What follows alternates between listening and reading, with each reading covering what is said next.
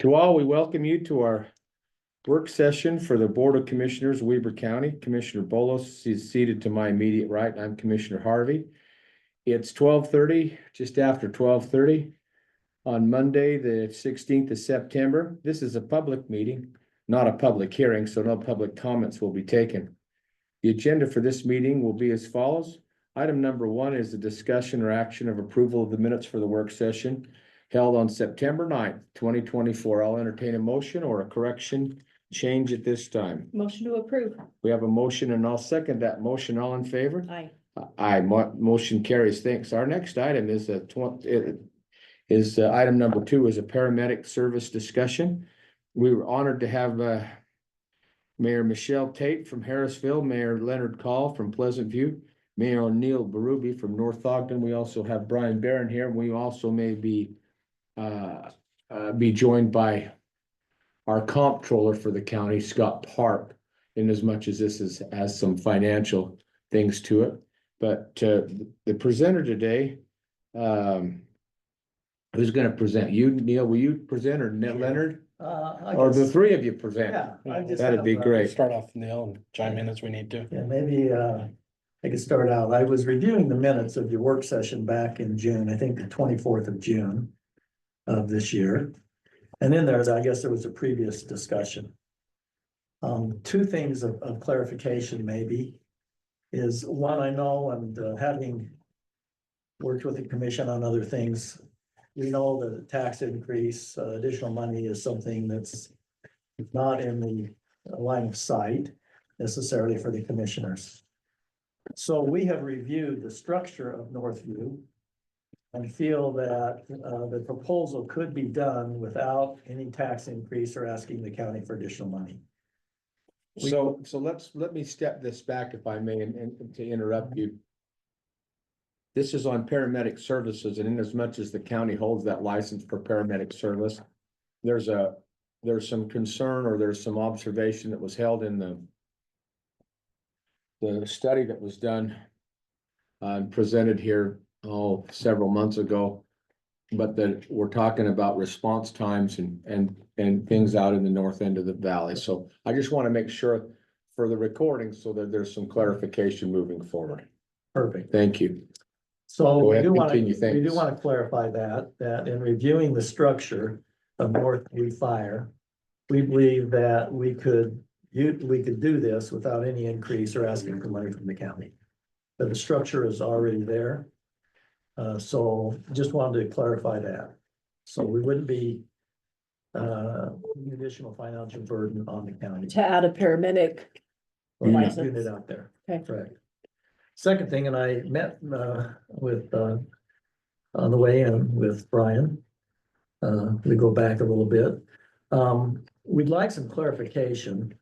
Our research shows that and this is not the preferred route we'd like to take. But we believe that our research shows that with the county's endorsement, it would shorten Northview getting their own license, but doesn't necessarily need the county's approval to file for an individual license. Just extends the time from 30 days to 120 days. That's what it's being indicated, that it becomes a contested versus non-contested application. So Brian was going to give us at the appropriate time, a little input on that. I have here, I'd pass this out if we could. Please.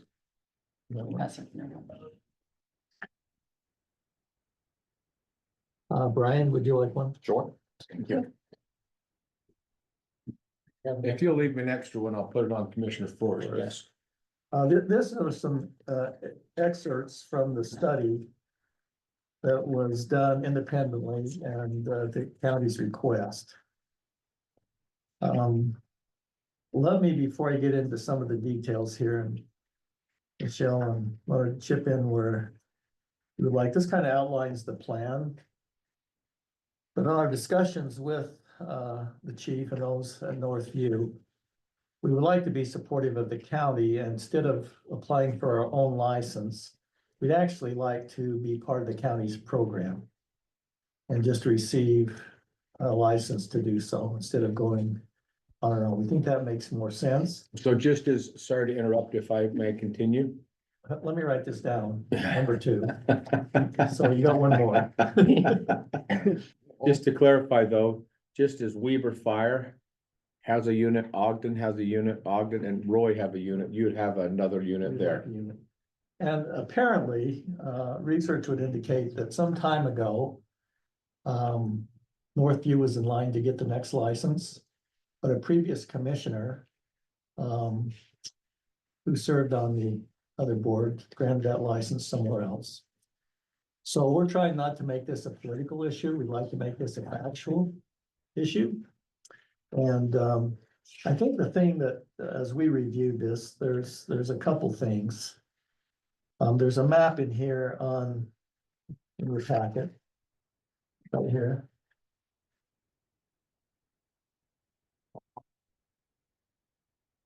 And if you look at that up in the northern part of the area, which is where most of the growth, at least in our city, is taking place, and I know that there's growth planned in Harrisville. Northview serves about 40,000 residents. It's about the same size as Roy, I think. When you look at it, so it's about 40,000 between the 3 cities. If you look at this map and you look at the dot that says NF 22, that is the northern part of North Ogden.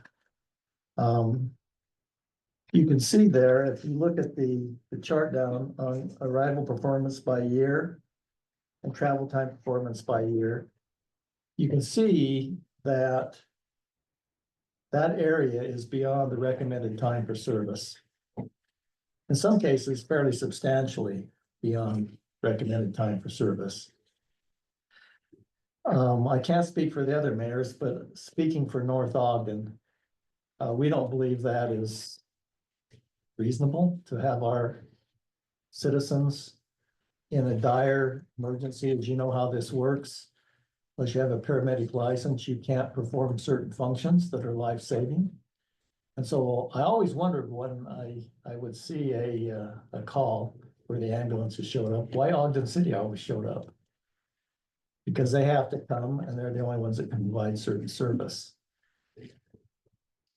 We don't think that's acceptable, that our citizens are put at additional health risks because of the inability to meet standard coverage in that area. And that's where our continued growth is going, is basically north, in North Ogden. And so we would hope that in your consideration, you would look at that as the county, and we know it's your goal to provide service to all the residents of the county in an equal way. Like I say, you can look through this, but one other thing I would like to point out, and I believe you're aware of this as part of the study. Let me find that page if I could. It's this page here. Sorry, these aren't numbered. That's fine. This page here. Yep.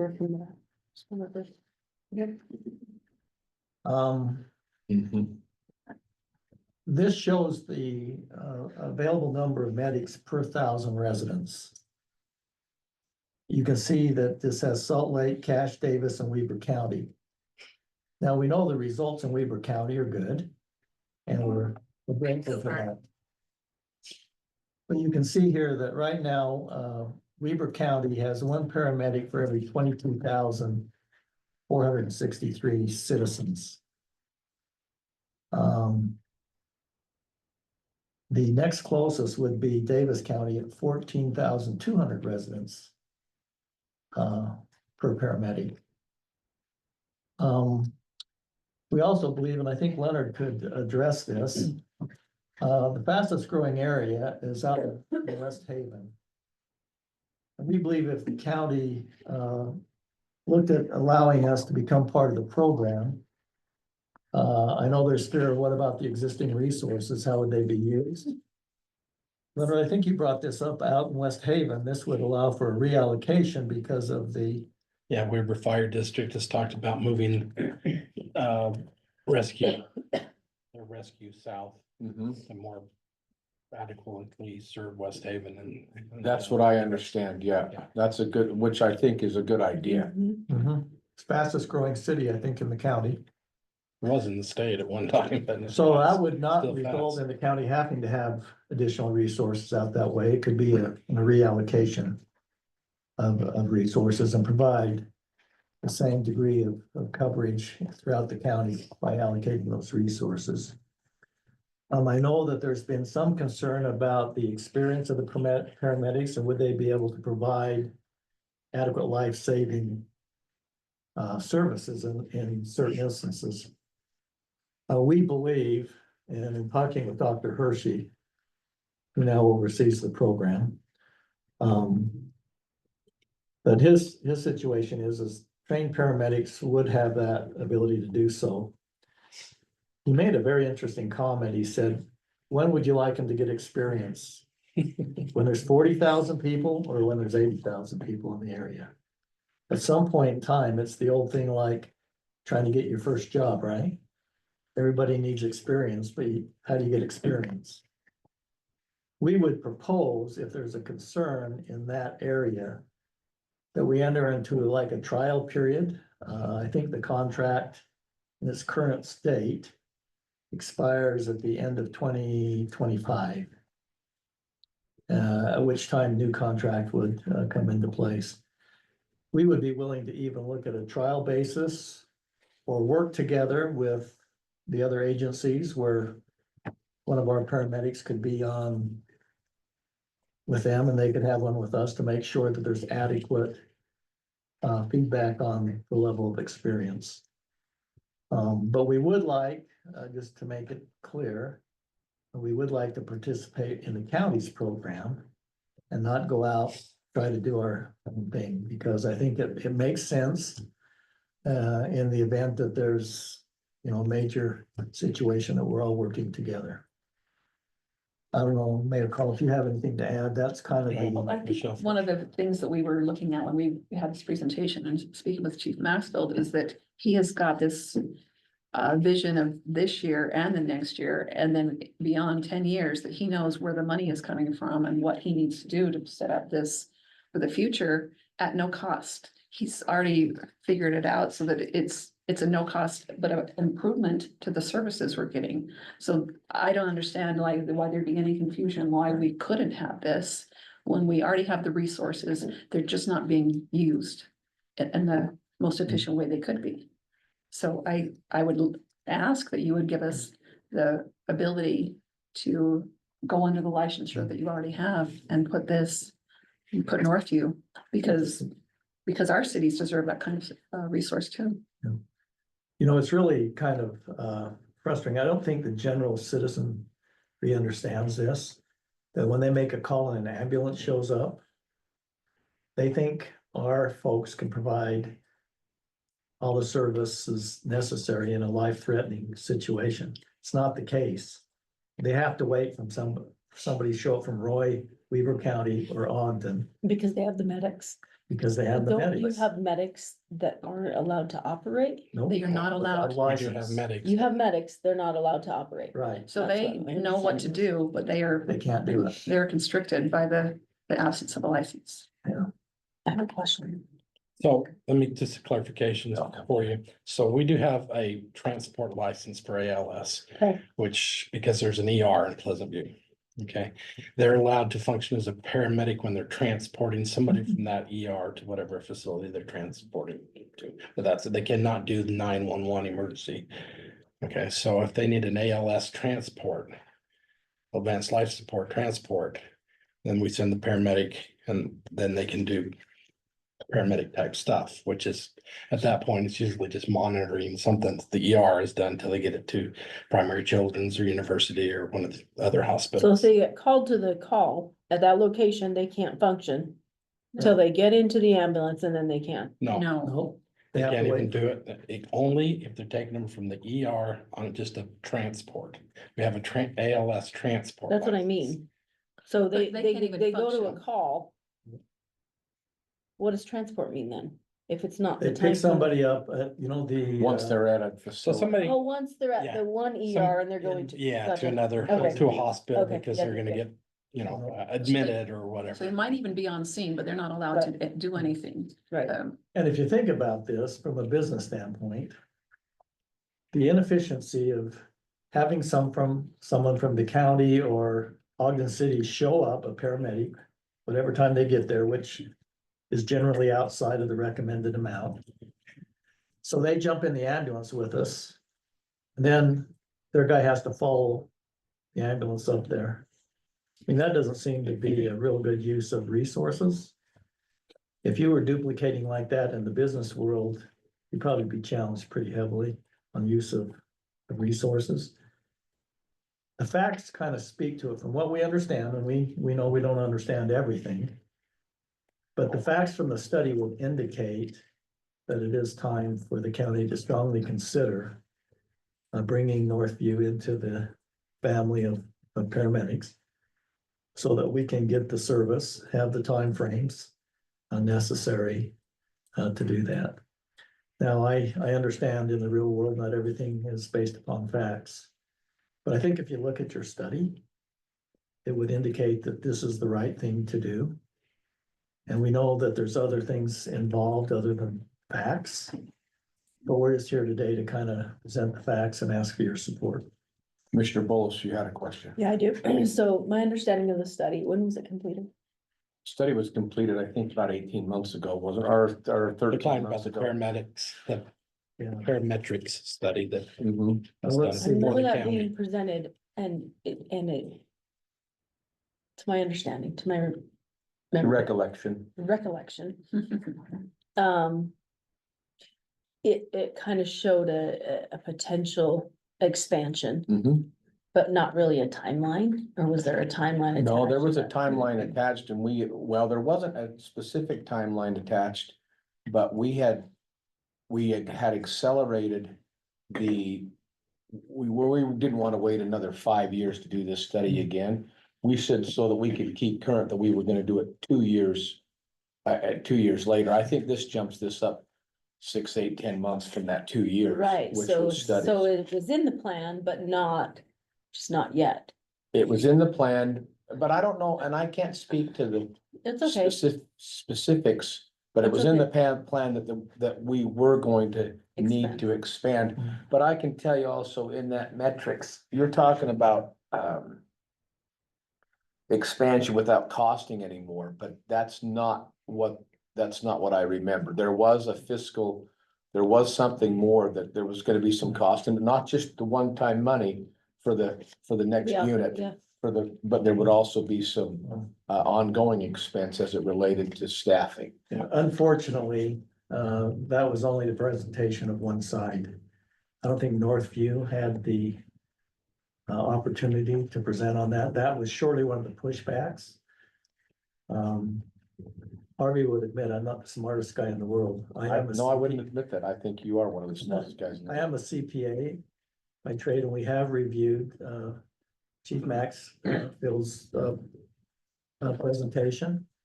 And we believe that would be the case. Now, if one thing the county could do, if they wanted to have some proof that that's the case, we could enter into, say, a trial period for this next year so that we could see exactly, how it would work. Yes. I think in fairness to the citizens of the county and our citizens, that down the road, I think what you're saying is probably the fair thing. Okay, that the paramedic fund that the county maintains on behalf of all residents of this county. And that might be the next contract period, it might be, but what our district is saying is we're willing to take this on now on our dollar. Which if you really look at it is almost like a double taxation thing, because we're paying taxes in here too. Why would you wanna do that?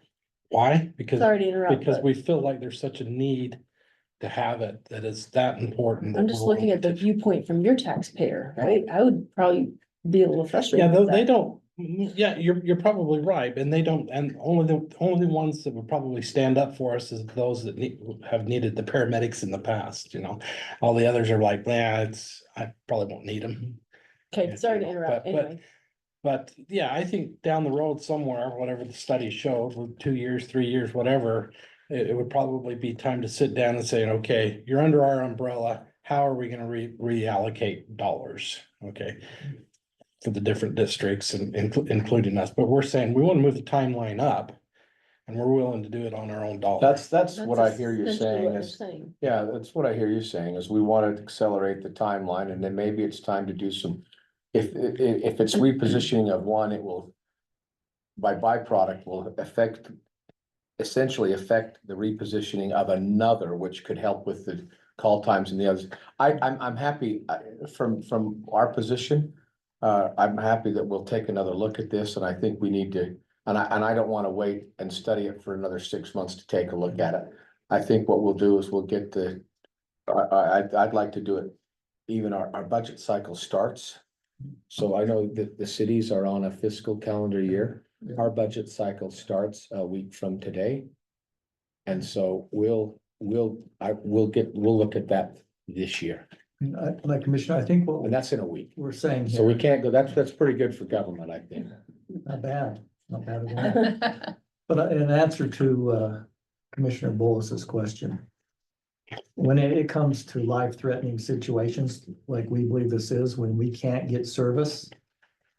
I think that's worth us paying for. Well, and We can make that commitment. it's important to bring into this whole thing another line item on everyone's tax notice in this entire county that we do, we overperform on, and we're one of the only 911, as Brian sits on that as legal counsel there, the only 911 responders. As you said, Mayor Berube, people think when they're in North Ogden and they call that they might be talking to somebody in North Ogden. No, that's when we have a consolidated dispatch there that exceeds expectation on every parameter right now. And we're one of the few in the state that doesn't say 911, please hold. It's 911, what is your emergency? Right. But people don't know in our area, please hold, because they haven't had to experience that. That happens everywhere else. Or 911, what's your emergency? Okay, hold while I transfer you. Yeah. And so there is but it would be nice to have this seamless so that people get emergency medical care from the telephone call to the arrival at the door. So that's all of that. Well, I would think be. that's what people think they're getting. That's what and Right. I would want that for everybody in Weber County, But Right. what no you matter are where doing they is live, You are putting them on hold. on that In a on way. that handoff. You're putting them on hold because we have to wait additional time for a paramedic To arrive. to arrive. Yeah, So you and may not officially be saying, Yeah. we're putting you on hold, but what you're saying is because of the residents of second, the Harrisville- handoff is, yeah, I got it. Harrisville, Pleasant View, North Ogden, we're putting you on hold till somebody can arrive from Roy, Weber County, or Ogden City. And so I think your point is well taken. We pride ourselves in how well the county does. And we just want to be a contributor. I don't think, and I would hope the residents, all throughout the whole county, we have exceptional service here. I'm not saying that we couldn't improve here and that's why we'll take a look at this as soon as next week or earlier. So we'll start the ball rolling. But you do have our commitment that we will not ask. Are you unified in this approach? Oh, So, absolutely. Well, I think, you mean not ask ever? No, Or- well. no, I'm that was a long not time. hearing that. I'm Just, not. yeah. was a Yeah, long for time. yeah, it's a couple of years. But in your budget, Maxfield, Yeah. has indicated, for a number of years, we see no evidence that we'd be asking the county for additional money. Now, if, obviously, since Leonard brought this up, if we went after our own license, of course, that would be different, because then, That We'd would have to cost both entities more money, right? Yeah. Right. well, It would. The taxpayers. what we would say is that it would be highly unfair for the county to charge when we're paying for our own. Right. But under this scenario, we're more than happy in the spirit of unification, Unification. to make that commitment. And if we want to do a trial basis, let's say, we didn't wait for the contract to come up. We said, let's try this out for a year and see if it really works as, And what the metrics are after that year. yeah, what's the downside of that? Leonard I just wanted to and then Michelle. talk about just the practical aspects of what the paramedic services look like in Weber County. Okay, and you knew I used to be the deputy chief over EMS, right? Okay, so the majority of Ogden and Harrisville gets their response from Rescue 3, which is stationed there on North Street. If they're in the station, okay. So a lot of times they're at the hospital or on another call. And then if they're on another call, then this backup would be Rescue 1, which is downtown here. So if you think of, if, and they're one of the busiest, 3 is one of the busiest. If they're coming from one of the hospitals out to North Ogden, most of the time we'll meet them en route. So they're not getting the care. They'll load them, meet them. Sometimes 12th Street, sometimes 2nd Street, just wherever they happen to converge. Pleasant View gets most of theirs from either Rescue 61, which is out on 1900, and at Station 61, or Rescue 3, which is, again, is on North Street. And again, if you look at the map, you can see the delayed responses, and a lot of it is just based on if they're sitting in the station. Well, we're very busy. This county is very busy paramedic wise. Northview itself, you talk about experience of the paramedics, we average about 10 calls a day in Northview. So it's not like they're just out there sitting around, it's a busy fire department as are most of the department. And the one difference we have from we don't have anybody helping us from the north, or the east. Everything's got to come from the south up into our area because we're against the mountains, right? So there's no both ways type thing. There's no other county to help us. We're just nestled in the corner there. So we have to, and that's why even Roy sometimes comes out to help us. If 1, 3, or 5 or 61 is not busy, then Roy actually will send their paramedic unit out to meet us. And again, it's kind of midway. If we have a northern, it'll stay plenty busy, but it will also free up 3, 1, all the other paramedic units to be more available in their areas and not having to back each other up because they're all, in areas where they're not supposed to be. And I shouldn't say not supposed to be, but they're not in their first due out area, if that makes sense. I don't know if it does or not. That's all fire speak, but it's, the bottom line is Rescue 3 is not sitting at their station all day long waiting to respond up into North Ogden or Pleasant View. That's what I understand. Yeah, they're busy in Ogden, busy in our area because we do 10 calls a day, about 10 calls a day. So, Right, Michelle. What's interesting about that is that there are paramedics there already, so you don't have to go out and find them. They're already there. Yeah. They just can't perform as a And they paramedic. being paid paramedic wages. Yes. So what's interesting too is Chief Maxfield's been there about a year now. I think he's got a different view on things. As you come in, you try and improve, and I think that's why he's invested so much into this, that he sees a need and has gone in this study and looked and kind of tweaked his whole staff in order to make this happen at no cost, because he can see the need, he can see that we have the resources, and it's just a lack of a license.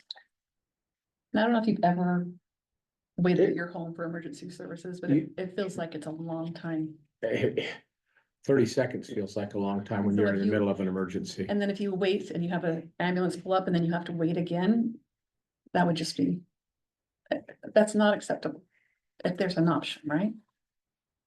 I don't think your presentation today has fallen on deaf ears, so that's why we're happy to move forward, and we can return and report to you. Thank you. I will say I appreciate this approach because I know the other option is to get your own license and that would impact the taxpayers, Yeah. both in your district and countywide. As the remaining county residents would be left to support the program as it is, but with a higher impact to each Right. household, and so. And Chief Maxfield has looked at this and that he's ready to start up in 30 days. Once you give the approval, he's ready to go with this program. It wouldn't take another year out. He's ready to show that he's standing behind what he's. So they carry paramedic equipment already out there because they have paramedics with the transport license. So they have all the equipment that's necessary for that. They even have a Lucas device, if you know what that is, that the paramedics are carrying on their rigs. They have a Lucas device. That's the machine that does CPR for you.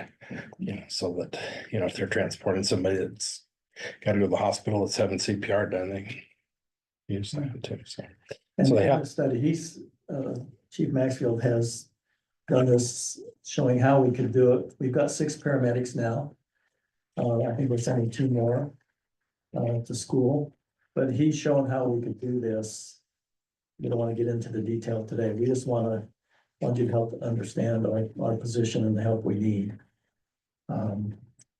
But I think there's 6 right now that we have, and there's more going into training. And that we would have adequate staff.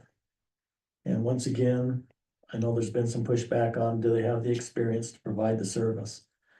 We'd be more than happy to exchange back and forth. I think Weaver that's County important. or Ogden to make sure that there's a feeling that things are good. To be able to multitask and to multi-train is a great way. It's a good management way. Well, not Thank only you. that, but it helps with fatigue, right? If you're doing the same thing over and over, maybe this way you're expanding where your service is, so you don't feel. What kind of fatigue is that? We're repetitive, right? So to boil it down, I guess in simplest terms, what we're asking for today is just a letter from you guys saying you would support us working under your license, so we Is could this, submit it to the is state. this implementation summary That makes what sense. you're asking for? Is that the same one that's on our? It's in the first here, so. In addition to a letter, 2 pages in and contract. Oh, yeah, we would need. I've worked out all that, yeah. We do want to make it clear, our first priority is to participate with the county. We keep that unification and work together. Thank you so much for the tact by which you've handled this today. We appreciate it. We love working with our mayors, all of them. Thank you. I think your presentation, at least by me, was well received, and I think. Yeah, thank you. Okay, so, any other questions? All right, then Christie, I'm gonna just put us on a brief hold. If you're out there, I've got a couple of directions that have happened while in the meeting. And so we'll switch out the room here and get ready for item number 3. Thank you. Sounds good. Thank you. Yeah, Brian, do you have a copy of that statute? I do. They were part of the Sunset Equestrian Subdivision, which was a cluster subdivision, had smaller lots up against the street, like smaller quarter-acre lots up against the street, and then 1-acre open space parcels attached to that in the rear. Looking at what the planning commission saw, it's kind of, these are the 2 original properties, possibly the 3rd one here. That's what the zoning is in the area right now. This is what it would be if rezoned. But if you rezone all of the properties that are asking for the R115 in that area, it would look a lot more like this, which you guys already did this one here as soon as they signed the agreement. But Heritage is looking to get the rest of Taylor Landing rezoned. So it would tie right into the R115 zone just fine. Usually I'm a little concerned about smaller little pockets of zoning, but honestly, if everybody in Sunset Equestrian came in and asked for the rezone, everybody south of them would also be able to do the same thing. They're just not asking. Was right the now. one to the green to the east? This here? The one, yeah. So this is the park area. So if Heritage gets this rezoned, Heritage Homes, they're gonna donate this area over to the park district. And so Acres. that whole thing would be open space, and it's 32 total acres, Open space or a park? both. So, park? so they're gonna donate the land, sorry, they're gonna donate the land to the park district. We're suggesting to rezone it to the open space zone for a park. And then, the park district will be able to pick up and do what they want with it from there. Didn't we have water included with that? Yep, planning commission forwarded a positive recommendation on that. That's not part of this discussion. It'll be probably next week. But they did forward a positive recommendation on that because the developer was able to bring water to the table for that part. So with that in mind, let's see. Give you kind of a close up. This is the general plan for the area. Go back that other map there, Charlie. This guy here. Yep. So that's their concept plan. Basically, the idea that they have is they're gonna make their lots just a little bit bigger, put a road through the back, do the connectivity incentivized development, and they'll get a few smaller quarter acre lots or so out of the rest of it And you say the planning commission was in favor. As, unanimous? as long as they had a road connection to the north. I like that. You know, I like that. Sometimes 2 to 1, I like it, but I like it. It's showing you the road connection possibilities. You can see that bright green would be the road going through. If this landowner gets on board as well, it will stub all the way in. I thought you said they were, I thought you were talking about 3 parcels. So Yeah. for the sake of this conversation, let's talk about 3. He still hasn't fully made up his mind yet. I have created a development agreement that includes his property, but it's just as easy to delete out. So the rezone would come to you with a development agreement for the landowners that would be involved. Let's say, for example, he chooses not to get involved. And he doesn't get the rezone, his property will stay A1. These guys will put a stub to here. We'll ask Taylor Landing, they've got a cul-de-sac approved Seems here. like we've seen, or this was been a petition before, but this scenario,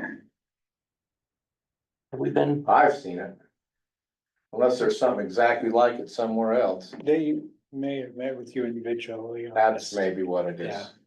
Okay, so with that in mind, we are asking Taylor Landing to stub into here. So let's just say this guy stays out of it. He lives blissfully in the A1 zone forever after, or when he's ready to subdivide the rear portion, he'll tie in himself. Commissioner Bolo, comment or question? The planning commission recommends it because it matches our general plan. It does, matches the general plan, follows the street connectivity and the trail connectivity rules.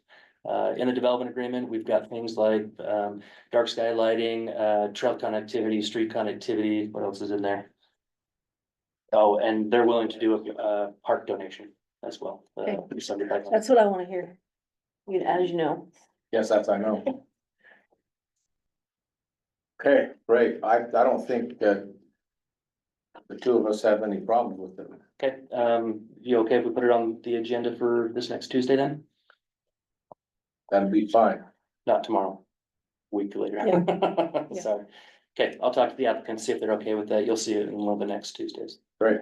Are you gonna be reaching out to that third property owner or? So Just waiting. I've had a few conversations with him. He's still doing some research. I think the last place I left him, he's trying to figure out what the tax implication is gonna be if the whole thing goes to the R115. Okay, just curious. But it kind of seems like he may want to, cause he's got open space in the back and an agricultural area. He could do like an ag building back there. He wants to do like a shop. And so the R115 would give him the ability to put a shop back there. Sweet. That'd be sweet, having access like that. Yep. Anything else, gentlemen, you need on this particular item? I think you've got got direction from us. Is there anything else you want to talk about as it pertains to item number 3? Then we'll move on. Thank you. Thank you. I'll entertain a motion to saunter for 8 minutes. So moved. Second, Commissioner Bolos. Aye. Commissioner Harvey, aye. We'll saunter till approximately 1:30, then hear item number 4. Just also, before you go off, it appears that we're gonna move a couple things around. Mr. Cooper, for health reasons, is not able to join us today. And so we'll likely move the sheriff office update up to 1:45 and put that in between. So we'll just that little adjustment to our schedule. Thank you.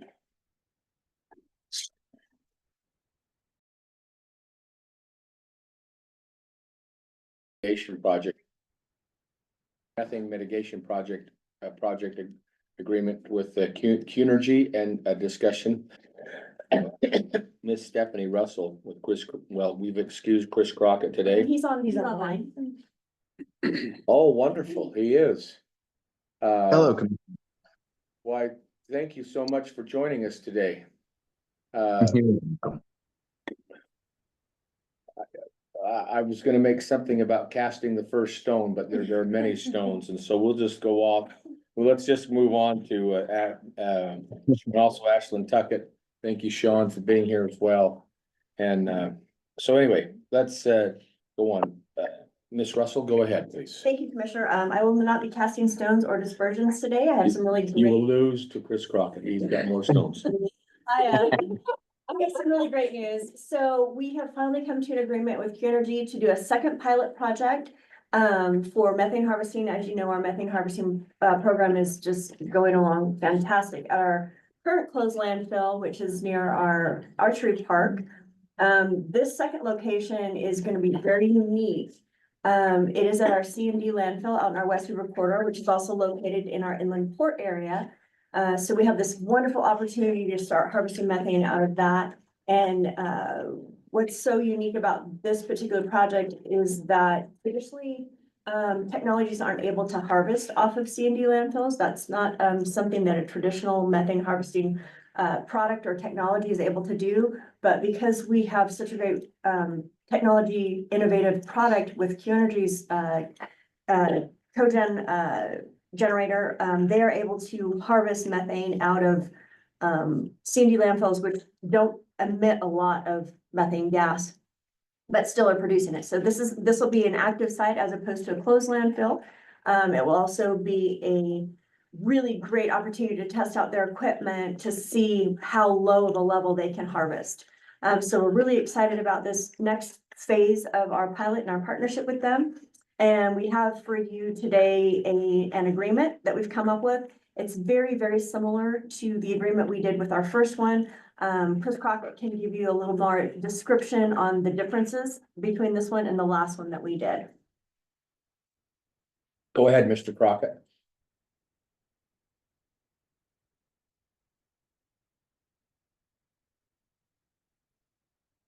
Go ahead, Mr. Crockett.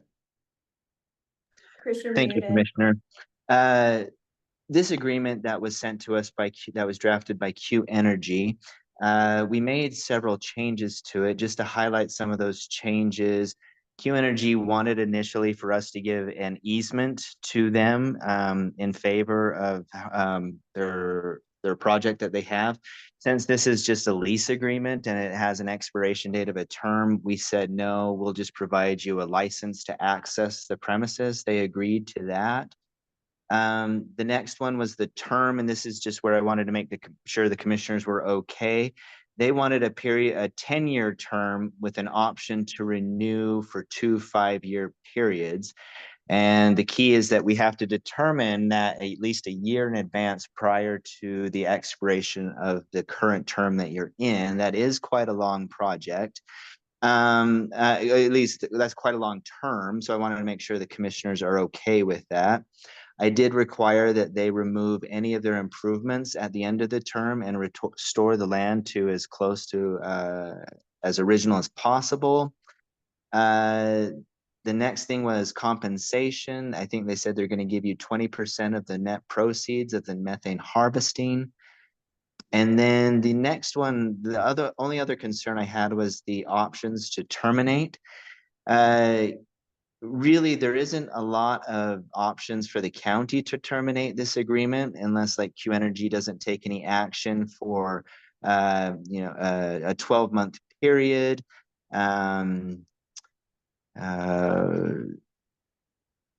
Really, there isn't many reasons why the county can terminate.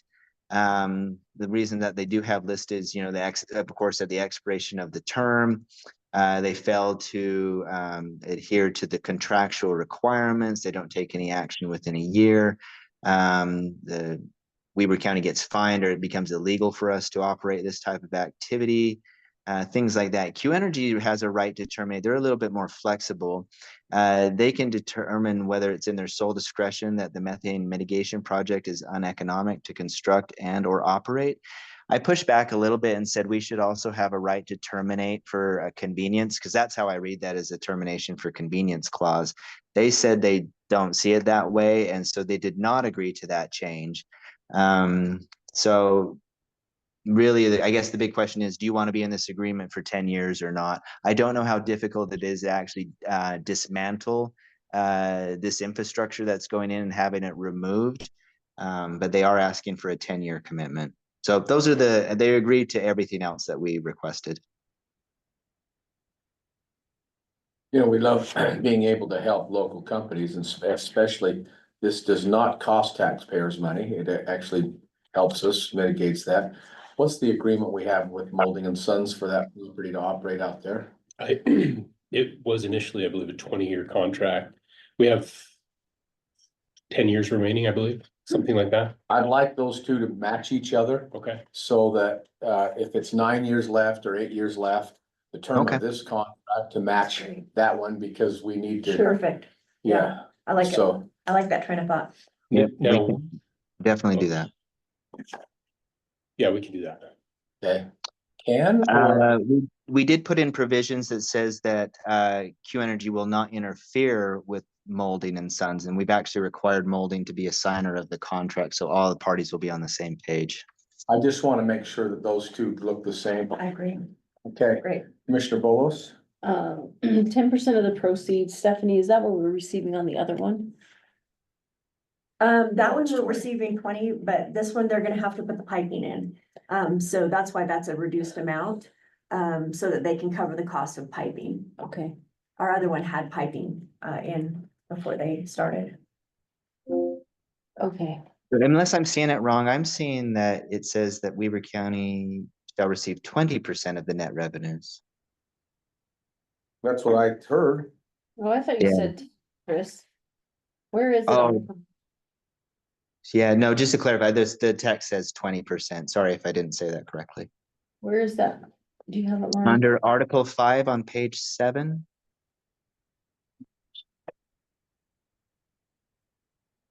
Yeah, 20%. Oh, okay. So Chris, just to make sure, we're not getting charged for the piping, that's correct? I didn't see anything in there that says we would be charged. We weren't supposed to be getting charged for the piping. But, and we also, to add to that, we're allowing them to come onto our land. We made it so that they're responsible for all liabilities. They carry the insurance. They're going to indemnify us. And so we put a lot of protections in for the county on this contract. Other than the things we've discussed, Chris, do you feel comfortable with it? I do. They've been a really good team to work with. And so I talked to Stephanie and Sean. They were in agreement with these changes. I feel comfortable. I believe it's a low risk contract. Do you have any concern that they wouldn't sign it with the clause that says that we could cancel for convenience? I'm looking at their note in there. I guess the question would become, how hard is it for them to remove that equipment, or how much are they going to invest to put the piping in there? Because they're going to want to have some security of long lasting, recoupment of that investment. And I don't know the answer to that, but I do remember they did say no to that. Mm-hmm. Concerned about the that? Stephanie? piping's about 150,000 to put in, so it's not a small number. And then the co-generator is $250,000. So it's a pretty chunky pilot project Okay. that they're assuming all the costs for. Yeah, that makes sense. I just wondered if you had any concern about them not. I don't at all. And if they needed to, if it became a financial burden on them, they would have to, Right. they'd have to assume all the liability as well as the cost to remove the piping. More than likely, though, they would leave the piping in. Yeah. Yeah. But Yeah, which, And if it does, financially. oh, sorry, Commissioner. You're good, go ahead. If it does become a financial liability for them, Qnergy does have the ability to terminate the contract in their sole discretion if they determine that it's uneconomic or unfeasible. To me, that's a right to terminate by convenience because we have no say in it.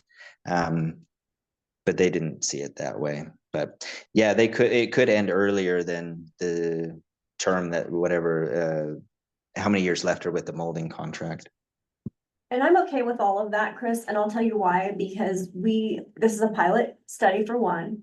And secondly, it's not costing the county anything, and it Correct. doesn't impede, the Operations. operations that are currently Sure. existing. So if we match up the contract with the molding contract, I think that that's a best practice for us to move forward with. Yeah, And that and we we did, both sign at the same time. we did put in there that they have to restore the land as close as possible to its original state, so they have to put back every piece of garbage. I would Oh, not you're- sign that Can we say contract. accept that? Yeah. I don't think I'd sign that contract. Chris, can I ask a clarifying question on 8.1? The Yes. last paragraph says 90, but then it says in parentheses 30 days notice.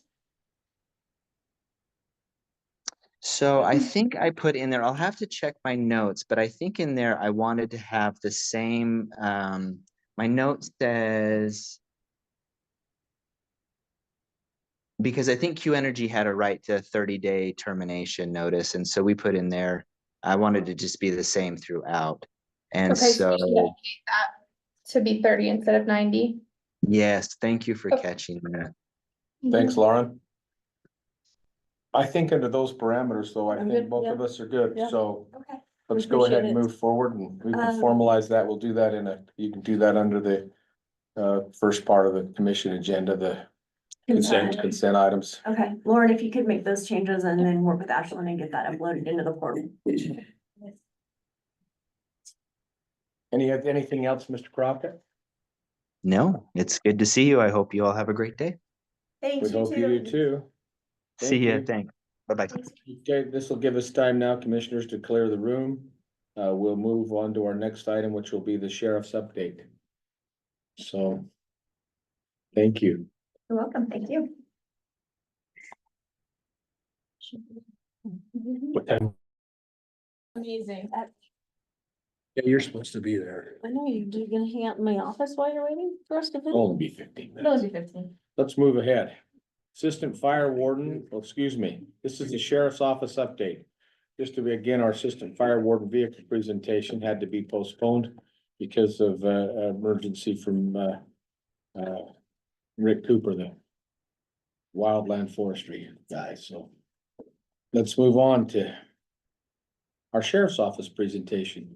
Chief Reese, Sheriff Arvin, welcome. Glad you're here. Thank you. Glad to be here.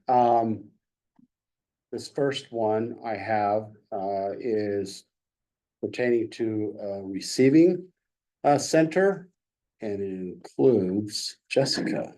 Has Kristen reached out to you yet? No, She will. okay. So as you guys know, there's a lot of challenges and stresses on the jail on multiple levels, and Chief Reese and I will talk about it in a little bit, but we tried to get a receiving couple of years ago. Representative Gwynn, went to him with an idea. He had an idea, and there was some funding made available through Weaver Human Services to go to the Access Center of Intermountain Health. And there has been several problems with the program not functioning properly, not having a doctor or a counselor on staff or something like that. Yeah. And we're seeing, you went to this, Commissioner Harvey, the Davis Receiving Center. Down Davis. Is it in their jail? It No. used to be. Oh, it's It's not. now by Davis Hospital off Antelope. Okay. And so, talking with Sheriff Sparks about it, they have seen in numbers a 30% reduction in jail bookings and and incarcerations in there. And we were trying to get that model. We thought we had something going, and we got some money funded to us through the state. It's not working. And so we did some training, education to law enforcement, and it just wasn't good. And we've been at it for a year and a half, and the numbers are not good, and we stressed what we need. There was some miscommunication, misunderstanding. Personally, I don't think it was really that, it's something else.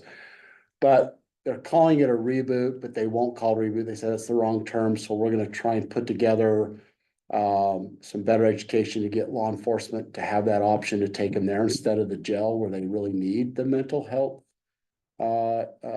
crisis assistance and detox assistance. So I told him that we have a really awesome video team and PR team and PIO. And so I think Chris is gonna reach out to you to help put an educational video together, 2 to 3 minutes on how it works.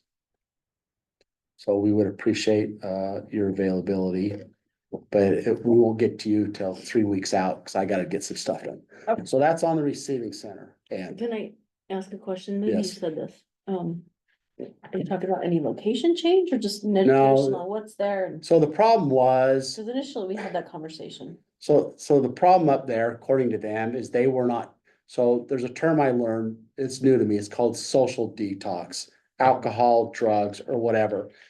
IH was not taking them, but according to Davis Behavioral Health in the receiving center, that was 75% of the people that come in. Those are the ones that we need to focus on, because if they're not taken care of, regardless of situation, they're gonna end up in the jail. Then what they're doing is they're bringing that being intoxicated or high into the jail. And those are the most difficult to deal with. Yeah, we have ones that want to fight and do all that stuff, but a lot of times they just need a place to calm down, to what? Sober up, right? But you know, you bring them on a mild charge of trespassing and all this is what the receiving center is for. And they come in there, then that's where we have a lot of issues with people strung out, fighting. There's a number of things. We can't handle them because we gotta wait for them to come off their high and they're not receiving the help. So. Okay. Anyway, So does that- so the target of this video would be to the law enforcement? Law enforcement, yes, To remind them that that's a resource. yes. Okay, I like it. So they were only taking mental health issues, cases before, and they never told us for a year and a half that they weren't taking the detox, and it's like, what? So anyway, but it's working good. We have a great relationship with the group, from IH, and we were human services, and I think we will get it sorted out. So just want to give you a heads up on that. Great. All right, I asked Chief Reese, I had, the chief of Ogden, Jake Sutwell, probably the next chief. He reached out to me. I had a conversation with you, Commissioner Harvey. He reached out to me and said, hey, I had, Marty from, he told me this, Marty Smith reach out saying the sheriff's office can't do any overtime. And they wanted to see if Ogden will do it. I think their rate is like 83 or 85 bucks an hour, where ours is 63. And so Subi told me, no, we didn't know about the reach out. So I called Marty and then I told my conversation with Commissioner Harvey about my conversation with Marty. And it's not that we're not doing any of it, but let us handle it case by case. And there's some that we may not be able to because of staffing. And so I wanted to make sure that was clear. And this ties into what Chief Reese is going to talk about when it comes to inmates helping, why we're not doing that anymore, and the troubles with the drugs. And he'll paint that whole picture. We just felt it was important for you to know. Chief. Okay. At least Commissioner Harvey, I hope, acknowledges that I have a very big soft spot and deep respect for community service. I spent a lot of time managing community service in the community release programs while I was a much happier sergeant at the Keystone facility. And so I prioritize that work. I do believe that the opportunity to serve our community is a key factor for successful reentry for the population that we serve. With that said, the fact is that we as a sheriff's office continue to struggle with staffing challenges. Over the course of the last 3 to 4 years, we've had to reassign staffing. You all have heard ad nauseum that we continue to struggle to fill just simple vacancies. And then we did the wage decompression that we gave up several FTEs. So with all of that being said, we have not been able to get back into the Kiesel facility.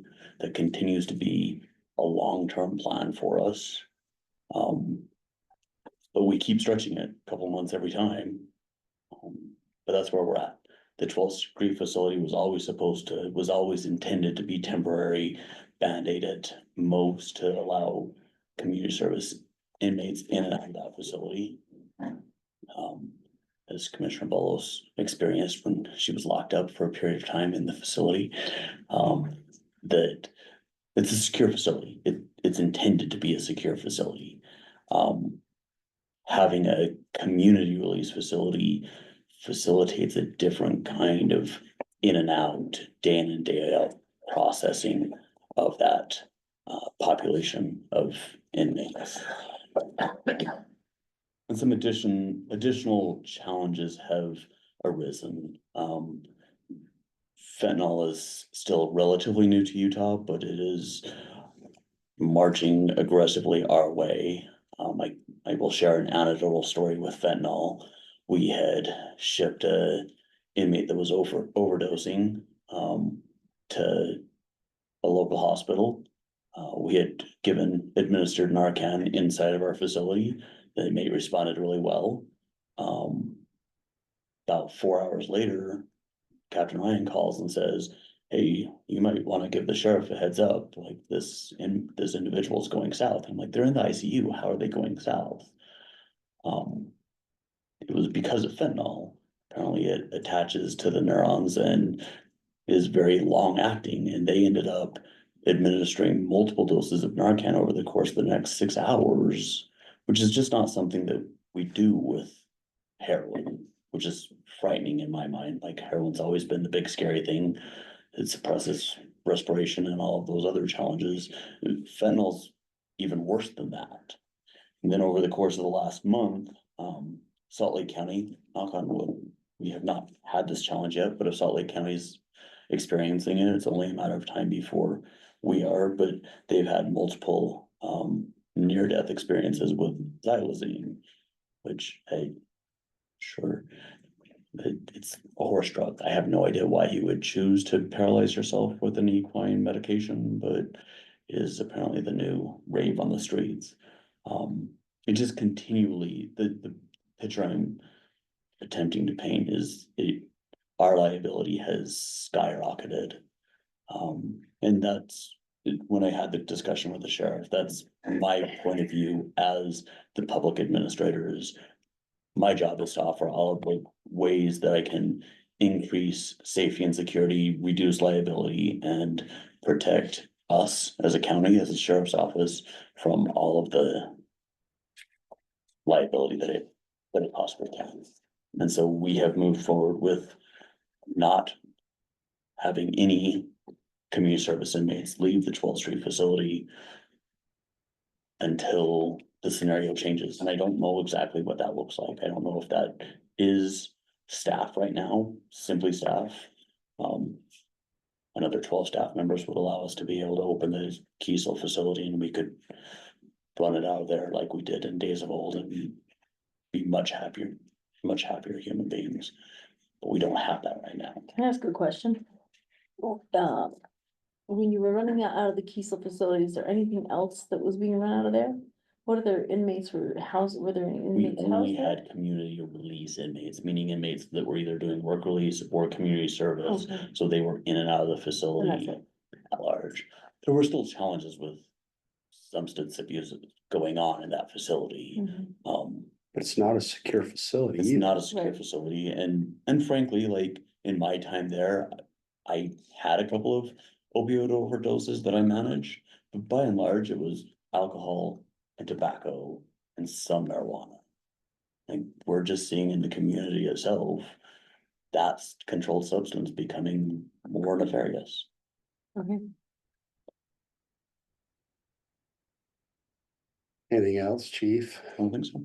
Before I came over here, I asked Kristen to send me the numbers on vacancies today. So in corrections, there's a total of 28 vacancies. And so when we talk, this is one thing I want to be clear on. when we talk vacancies, that means anything where somebody is not out on their own. They're either in training or the academy, right? But on paper means something different, and we're 18 down on corrections. Wow. Okay, but the 18 other or 28? 18, 28 down, meaning in physicalness. Okay, On paper, meaning we got people in the academy. 10 people It's total. 18. Yes. I'm training. okay. Now there's one other thing that needs to be known. So we're giving you the numbers of what is on our books. But last year, we gave up 11 positions in corrections to help pay. So you really should, so we're really down 29 to where we used to be. So this kind of feeds into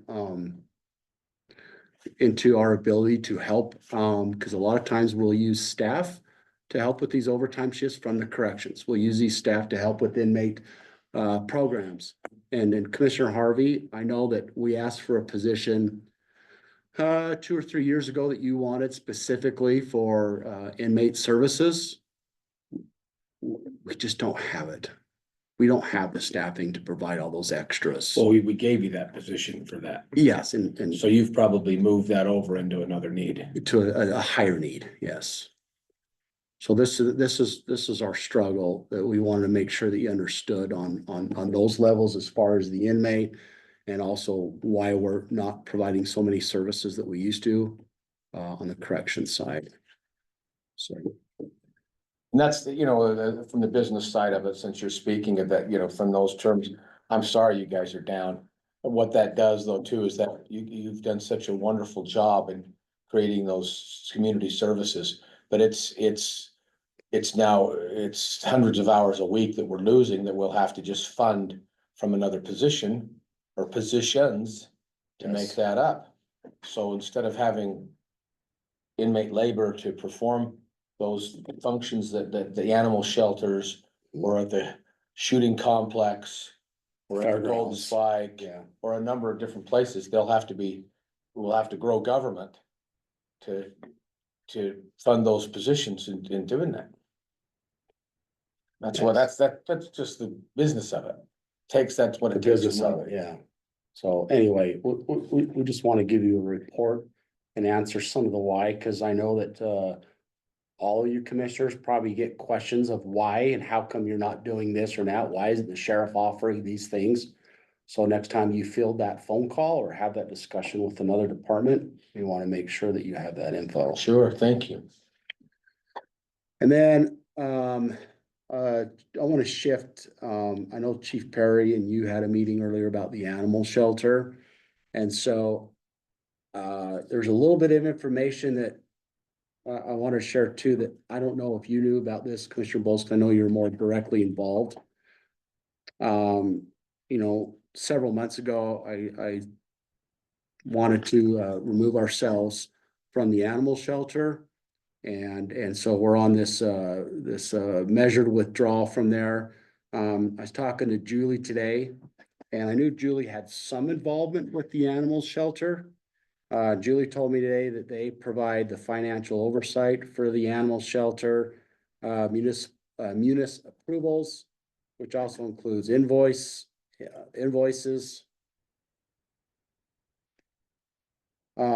requisitions to be approved, P-card approvals, and Christina is the one that approves all the payroll checks everyone, and she uses every time we do payroll, she averages an hour to 2 overtime to help with payroll.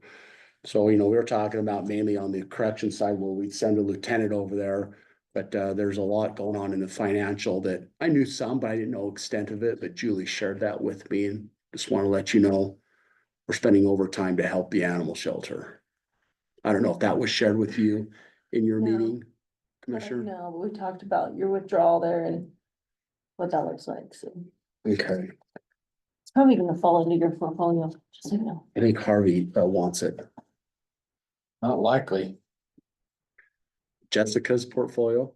Okay, I can go for that. Congratulations, by the way. Thanks. That's a enterprise fund. So we run it like an enterprise. Julia informed me today that there's, Chad is arranged a meeting with the mayors. Yeah. That you probably know this, Park, yeah. so I think there's gonna be a discussion of, We brought that to him, Changes. we brought that to him at WACOG actually, and I let the Okay. mayors know, I said. This quarterly meeting is attended by maybe 2 people a quarter. And there's gonna be one coming up that you're gonna wanna have somebody there. Because it's gonna impact what they pay.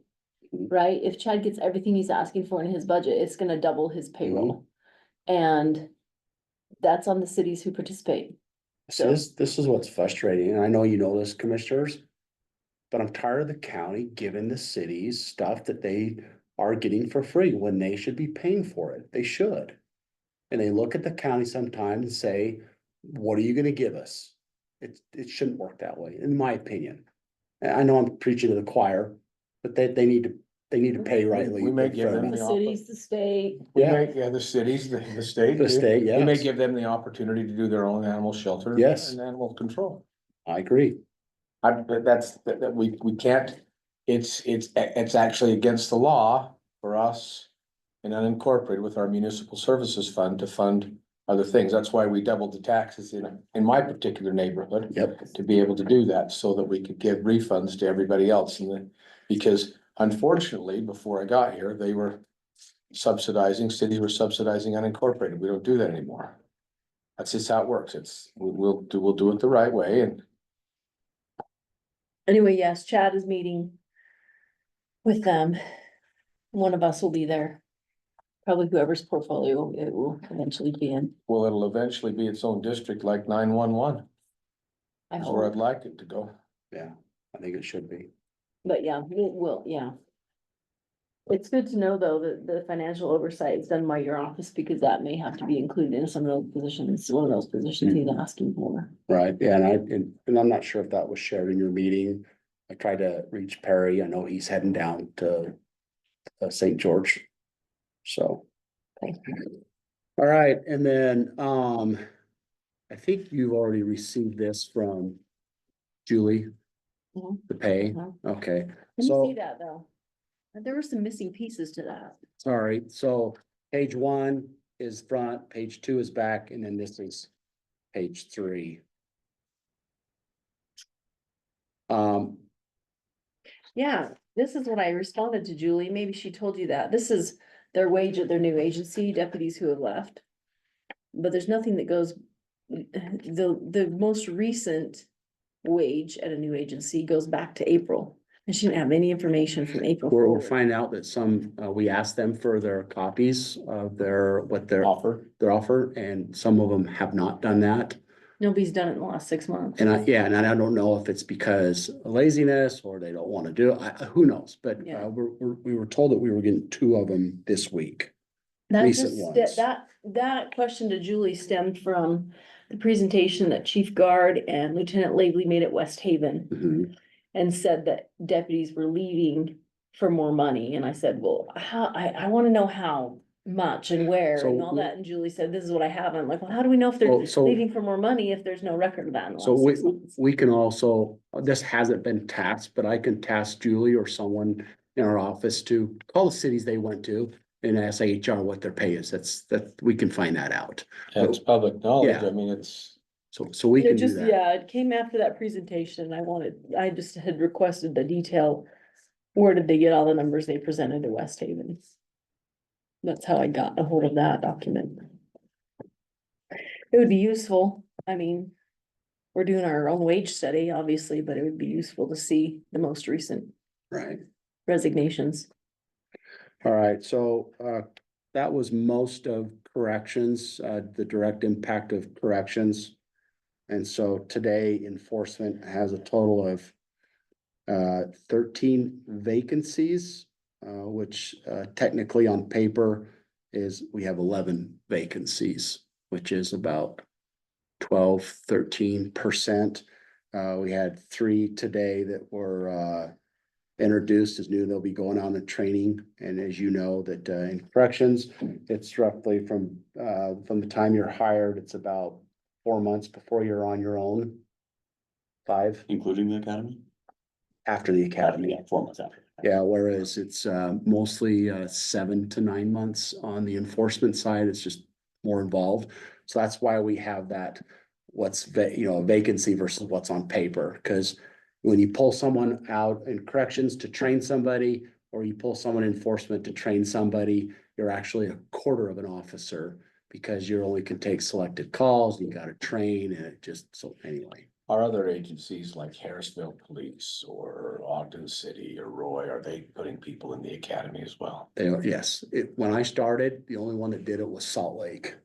And it's changed to just about everybody's doing it now. How are So, their pipelines? Do you so I would love to share that information, but not in public record, because it involves employees and so forth.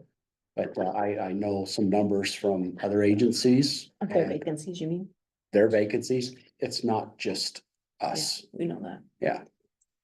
And some of the, I can tell you that some of the smaller agencies tend to run a little more to their levels.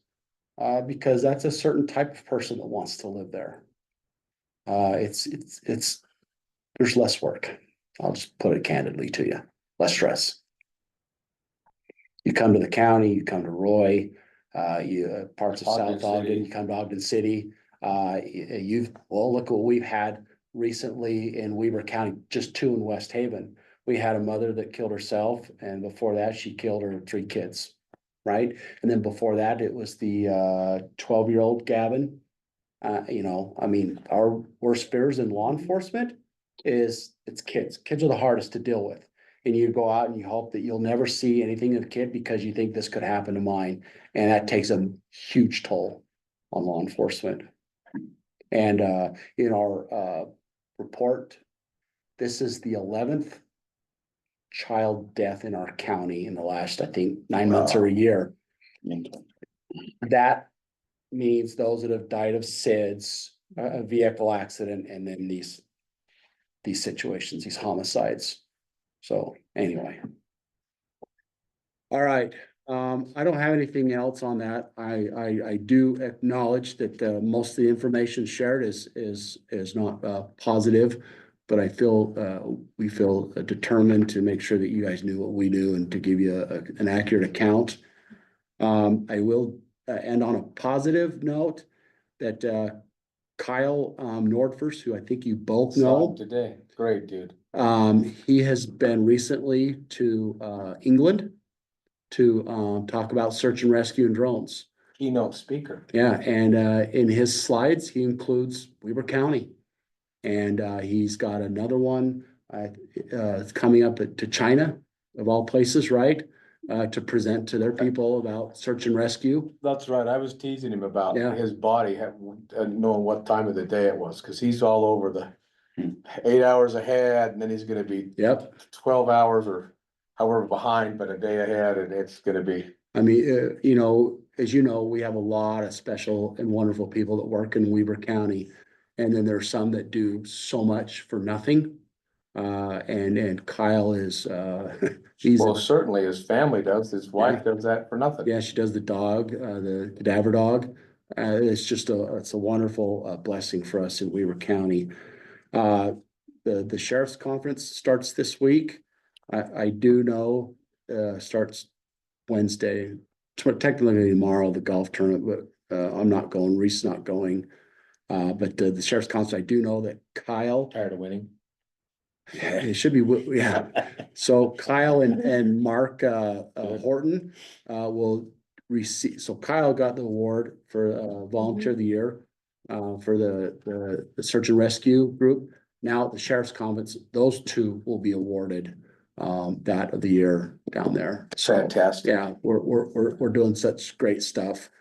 And the drones keep getting better and better. And I don't know if you know this or not, but the drones are included in our corrections. Are you familiar with letters of agency? How they work? So we have a team of correction staff that do drones, and we fly from the jail, do perimeter checks to include the juvenile facility for safety and security. They do that during the night, sometimes during the day, and sometimes those letter of agencies are within range. And so there'll be that eye in the sky for that on occasion when staffing permits. But yeah, it's a huge success in Weber County. So Thank you for being towards the front of that. Yes. Always, Yeah. that's great. I also want to comment publicly, so it's on this record, how much I appreciated you putting together the order and what that's doing. and thank you too for coming. That was awesome. No, it was really a. You know when I left? 9:45. No kidding. We had that, I mean, they trickled out, but we had 9:45 people were still asking questions. And we're doing another one Fascinating. October 22nd for the Chamber of Commerce. So I'm gonna come out to our office. They want to see it. So, Really was a good experience just to see, and certainly eye-opening, right? yes, It's been a great facility for you to use in a number of different ways to I help. tell you what, that facility has been so good, because most agencies, even Ogden was kind of a bigger area to train, but it couldn't hold more than our room in our Yeah. current building, our training. And because that opened, when you all train together on the same thing, we're all on the same page, because a lot of agencies just do their own thing. And when, you know what hits the fan, sometimes we don't match up. But now that we get all trained together, we're in sync together when those critical incidents come through. Very good report. Anything, Commissioner Bolos, you have questions? I don't have any. Great. Is there anything else you have for your presentation today? That concludes my presentation. However, I do have other matters. If you're interested, we would speak not with the public about other agencies. Yeah, I wouldn't mind. Let's go into what we're gonna do, just for being transparent. We'll move into a closed session and then we'll saunter in as much as the next presentation is not until 2:45. So we'll come back that time certain. So I'll entertain a motion to go into closed session to discuss the character, competence, or personnel, whatever that is. So moved. Second, Commissioner Bolos, Aye. Commissioner Harvey, aye. We'll go into closed session. Thank you. If you'll bring in the recorder inside, that'd be great. No, it's personnel, so we don't record. Correct. That's just being there. So for those of you online, we'll be back at or around 2:45. Thank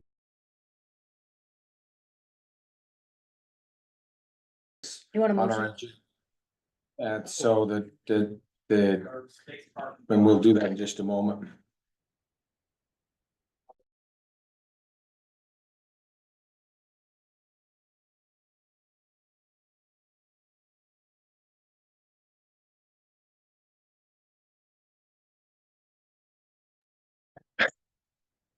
Can we print that? Motion to leave closed session. Motion to leave the closed session. Second, all in favor? Aye. Aye, motion carries. Thank you. Out of closed session. Hi, Oh, how are you? good. Good. So what's your name? Warden Breyer, I'm the client director for Ogden. You're ready to be care of? Like I'm on a poster. Heard that name a lot, but. She's awesome. That's one good lady. She was a great. Is that how you say his name? No, that's how I say it. Okay. Is it just you three? I don't think it's the. Okay. Martin, why don't you join us, go right over there, please? Thank you. This is for our public record. We're on our work session for this Monday, September 16th. We're on item number 6, which is a discussion regarding the development in unincorporated island in West Ogden. And Mr. Uber, go ahead, please. So. Do you need to? Yeah, I'm actually gonna get on right here. Okay, sure, right. When we worked on the general plan, the unincorporated island that we're about to discuss, it came up as a subject. And the reason it came up is because the landowner wanted to see the general plan painted a certain color in his or her favor. And it might not have actually been the landowner at that time. It might have been a speculator, a developer. So let me show you where the project property is.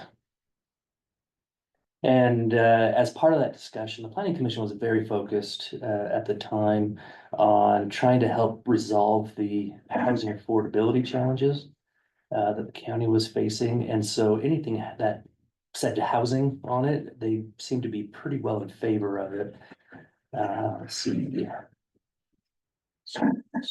we go. Out on West 31st Street, the Okay. northwest corner, Nye's Corner. There we go. How's that? Perfect. So, the general plan for this unincorporated You're getting island there. ended up saying, or ended up showing, mixed residential. Which is, in the general plan, talks about a variety of market-based or market-driven residential products.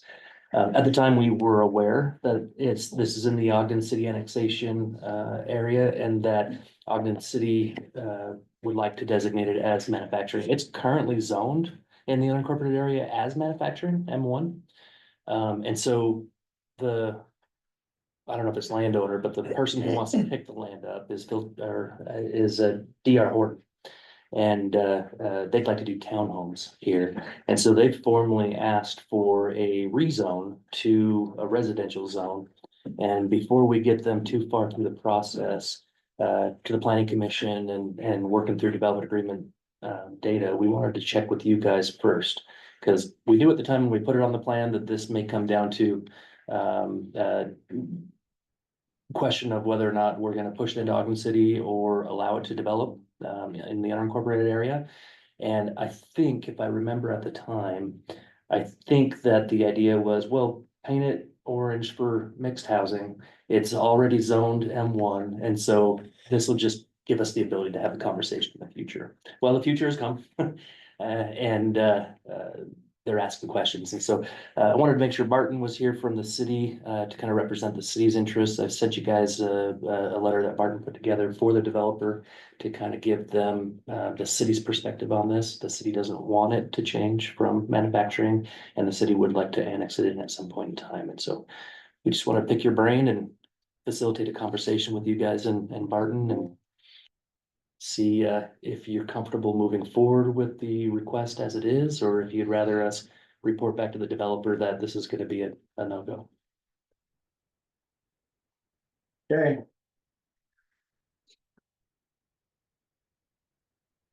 Is that the question at hand? That's the question here.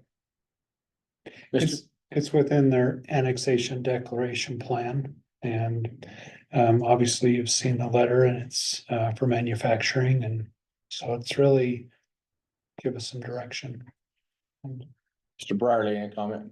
Yeah, thanks for involving me, and thank you, Charlie, for meeting with me. And I've also talked with DR Horton, Preston Mobius, who wrote a letter on this. So we think this is a great industrial area. We'd like to annex it for industrial.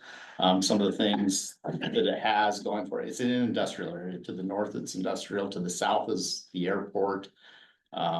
It's really surrounded by industrial. We are running short of industrial land. I think I put in our letter that like 4 or 5 years ago, we had 400 acres available at BDO. We're down to 80 acres. So we've been very successful in attracting businesses. We have sent several potential employers to talk to the property owner on this site about, hey, maybe this would be a good spot for your business. We recently did have a company that was coming to the area, and we showed them a 20-acre site out of BDO, and they said, that's great, but it's a little bit too small. If you have something a little bit bigger, this is 25 acres, so that's an attractive industrial site. So, we don't want more. We're very cognizant of residential near the airport. We want to see the airport grow, and we're promoting some opportunities for industrial development near the airport, and really wary of additional residential development near the airport. It's on a highway. It's got rail access. So everything about it just smells industrial to us. As you know, the UDOT's working on the 24th Street interchange. Yeah. And which is great. We love it. There are several businesses that those lines go straight through their businesses. And so we're working to get those businesses. We want them to stay in Ogden. We're trying to find other sites for them. So, that's another reason we really want to see this remain industrial. We don't think it's a very good residential site, or for all those reasons, it's good for industrial, make it not good for residential. There's no parks nearby. We think about walking paths and bike paths and, making a good residential environment. We don't think this is a good residential environment. It is in our annexation policy plan area. It's my understanding of state law, and I'm not an expert on state law, but that you can't allow urban development if it's in a annexation policy plan area for a city. So for all those reasons, we would not want to see it changed to residential. We'd be happy to work with them to annex it. Again, my understanding of state law, we need a petition from the property owner. We can't just do it unilaterally. Though state law is complex on that. There might be a way to do it. We have had a petition from the property owner just south of the railroads to annex. We actually had the planning commission approve that, and then the property owner asked to have it put on hold, and it's been put on hold for about 5 years now. So, but there has been some interest in that. So all that is, we'd be opposed to a zone change on the property to residential. Questions, Commissioner Bolos? No, just a couple of comments though. Please. My understanding of the general plan calling for residential has a lot to do with, housing availability. But I do agree that this is not really conducive, especially with the interchange coming that direction. And the proximity to the airport, which has been a point of discussion by Roy's mayor and Ogden's mayors recently. It's not best to pile housing really in that vicinity. And then the future annexation, I think, is inevitable, and we should probably consider what Ogden's plan is for the area. Thank you. It's not gonna be unincorporated for long. No, listen. I count you guys. The reason that the team invited you here is because we wanted to show that we're working together so much better than we have in the years past. There's always room for improvement, right? That's what this is. We believe here that you have a bunch of capable people over there. Find a way to say yes and get this thing incorporated, because our goal is to get rid of islands.